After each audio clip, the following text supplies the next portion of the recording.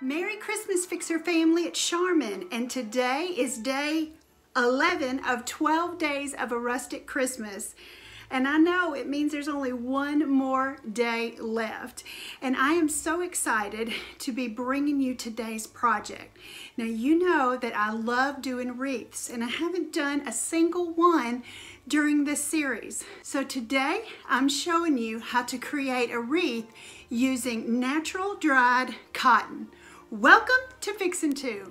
Here's what we need for today's project: a wire wreath form. I got mine at Dollar Tree.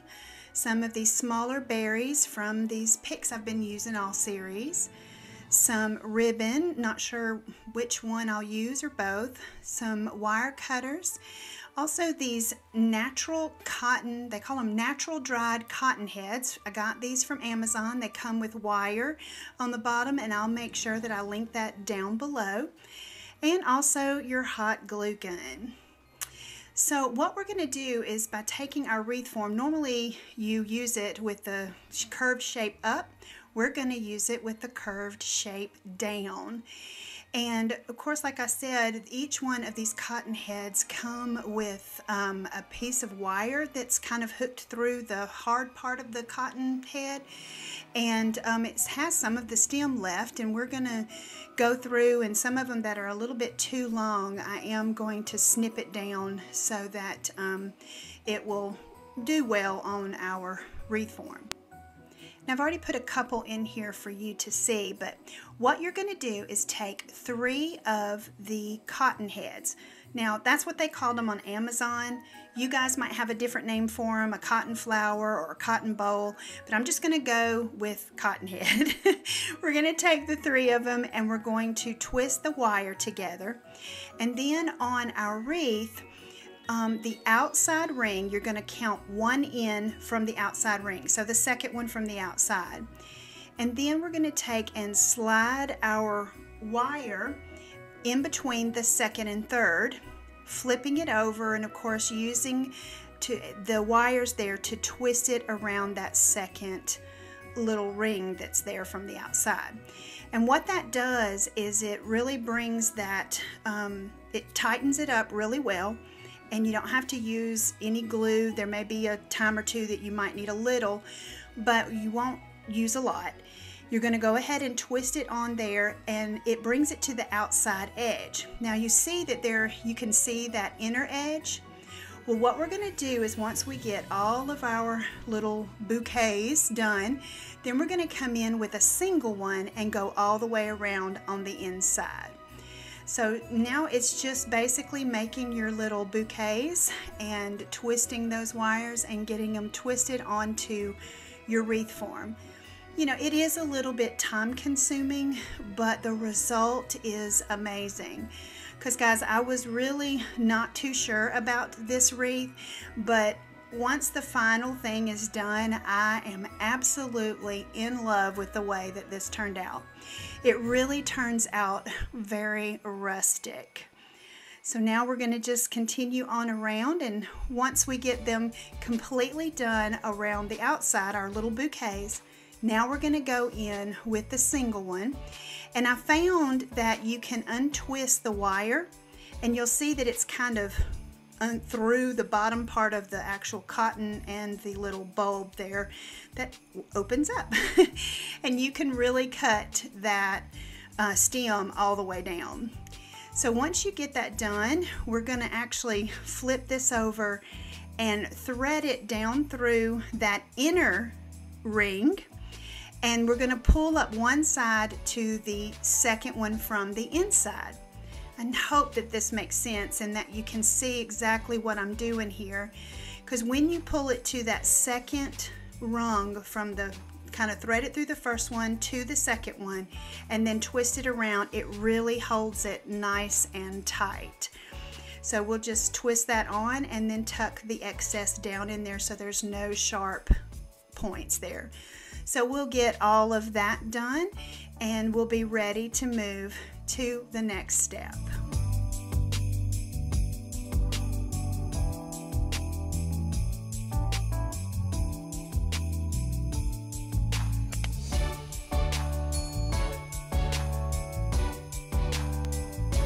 So now that our wreath is completely done with our cotton heads, I wound up using a total of 66 cotton heads. So now we're going to create a bow, and I decided to use the buffalo check since that's what's in my Christmas decor this year, and I'm going to be cutting 6 pieces at 24 inches long. Now I've already done a couple of these, and let me show you how to make one just like this one here. First of all, you're going to take your ribbon and overlap it about 3 inches, and then you're going to just kind of pull it to find your center, bunching it together, and then you're going to do the other piece the same way. Now with the piece that is closest to the wreath here, it's done the same way with the exception of you're going to make smaller loops and leaving one end of your tails out, and I hope that makes sense. Once you get those two put together, you'll have 4 loops, and you just use a piece of wire to make sure, get a little tongue-tied, that it is good and tightly put together so that they don't come apart. Now that wire that you've used on this, you want to make sure that it's long enough to be able to bring the other 2 loops done the exact same way, or should I say 4 loops, and you're going to put one way and then place the other one the opposite way across the top of it, and using those long ends of the wire, you'll pull it around to the front and tighten it so that you've got all of those 8 loops put together. And then once you've attached it to the top, you just kind of wrap that particular wire around it, and it holds really well. And then once you've got your bows here kind of fluffed out and it looks kind of like a flat little circle with these loops, you're going to take your smaller 4 loops with your tails and then place it right in the center on the top of it. And guys, I hope that this makes sense, and if you have any questions about this particular bow, let me know down in the comment section, and I'll be happy to help you with any questions. And you can let me know if you'd like to have a more detailed tutorial on this particular bow, and maybe any of my other bows. I might be able to do that for you. So once you get it put together, you're going to then, of course, attach it to your wreath. And I'm using a real, I guess you could say, small gauged wire that I got from the Dollar Tree. And it's kind of, I want to make sure that it's strong enough to hold my bow to this particular wreath, because I've had this particular wire break on me because it's so thin. So we're just going to fold it in half and twist it around to give it a good, strong, sturdiness to it. And then attach it to the bow by just bringing that wire around to the back. And then once you get it all in there, you'll just tuck that excess wire down in there and fluff out your bow to make it all nice and pretty. So now we've got one last thing that we want to do to our wreath, and that's add our little berries. Now for this particular project, I really like the smaller berries, and I know that it has the buffalo check bow on it and everything, but to me, this can also be used for winter. This can carry you straight on in to the winter months after Christmas. You can either change out your bow or, take the bow off altogether and just finish adding some extra berries, or however you want to do it. But I love this and the way that it turned out. And you guys know me, I love to dry fit any kind of floral that I'm using at all, to make sure that it is exactly where I want it, and before I actually glue it down. So I want to get kind of the full look to it, and then I'll just go in there and completely glue everything down so everything's nice and secure. And guys, I have to say that I believe this is probably my new favorite wreath that I have done recently. I think I'm totally in love with the way that this turned out. And I hope that you guys are enjoying the tutorial and love this wreath just the same.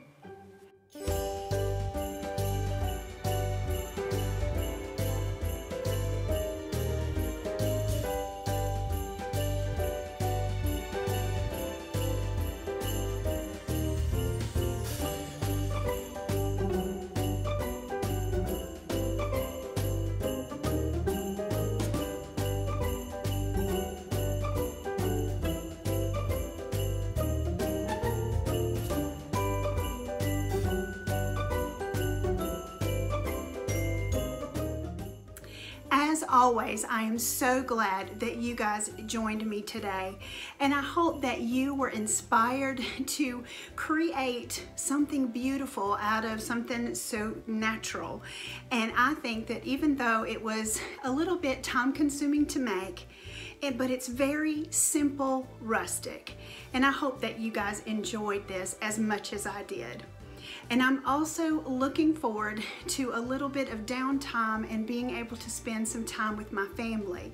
So after this Friday's video airs, I'm just reminding you guys that I will be taking a few weeks off, but I will have a bonus video on December the 29th. I'm sharing my top 20 for 2020 with you guys, and I'm doing this as a collaboration with several other YouTubers. So we are so excited to be bringing that to you, and that will be on December the 29th.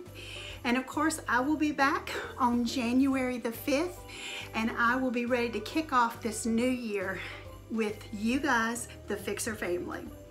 Now I have a question for you, because of course you know during my downtime I'm going to get to watch some Christmas movies. I'm so excited about that.